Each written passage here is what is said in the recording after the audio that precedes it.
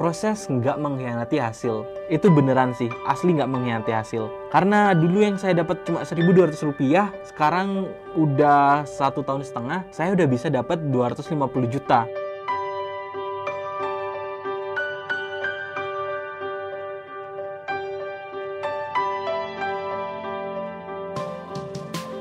Halo, nama saya Andi MS, saya dari Gianyar Bali, saya freelance designer.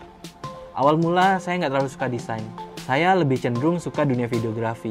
Di mana pada saat itu saya mengikuti banyak lomba dan beberapa lomba saya menangkan dan itu saya sangat banggakan. Karena dengan lomba itu saya bisa keluar kota seperti kayak ke Jakarta, diundang oleh Panglima TNI, ke Surabaya dan lain-lain.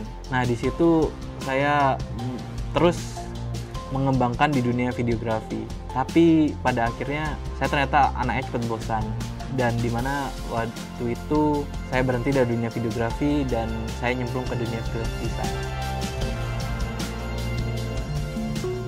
Awal mula saya terjun di freelance design ini karena keadaan yang terpaksa, dimana saya itu berada di keadaan yang dimana saya harus dapat uang, pokoknya gitu sih. Terus akhirnya saya cari-cari nih di YouTube dan ternyata ada. Saya menemukan cara mendapatkan uang dari desain, yaitu waktu itu melalui kontes desain.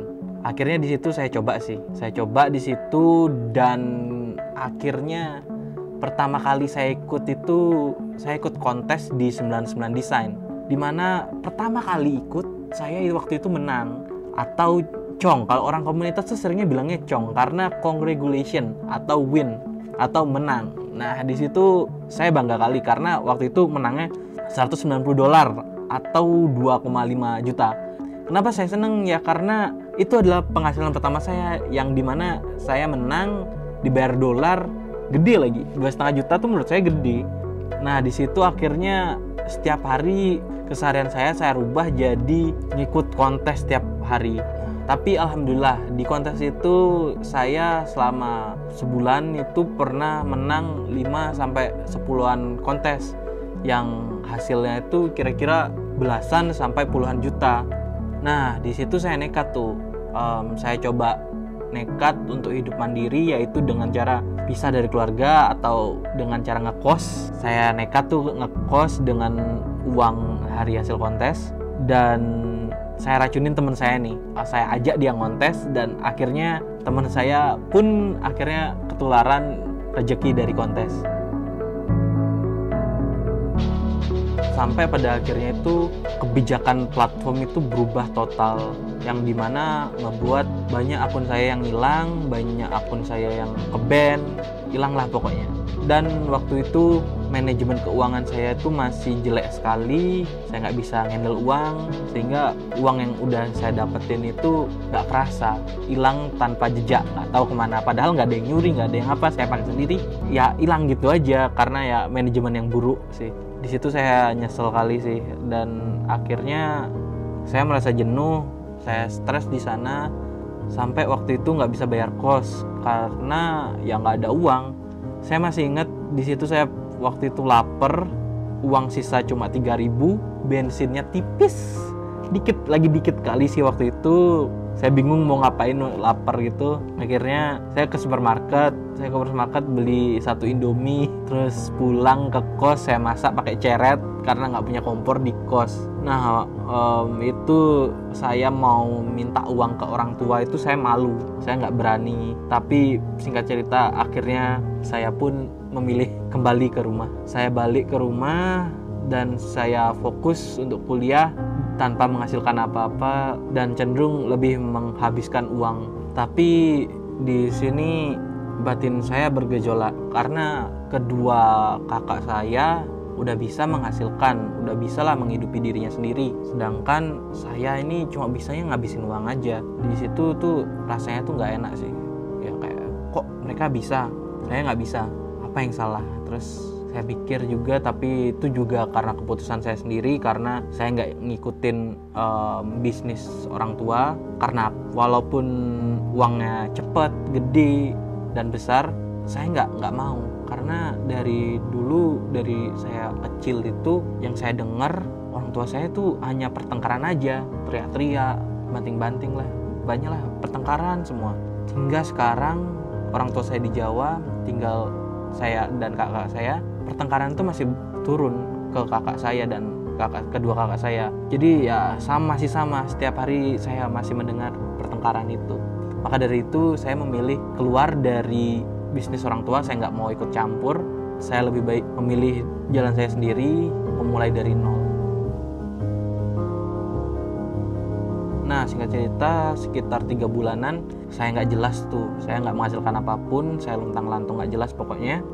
Di situ akhirnya saya cari-cari lagi, akhirnya saya temuin ladang baru. Saya bertemu dengan satu platform, yaitu platform microstock, yaitu Freepik. Nah, di sini awalnya saya pesimis. Kenapa? Karena di Freepik ini adalah platform jual desain, yang dimana desainnya itu satu desain itu dihargain cuma 0,075 atau sekitar Rp1.200.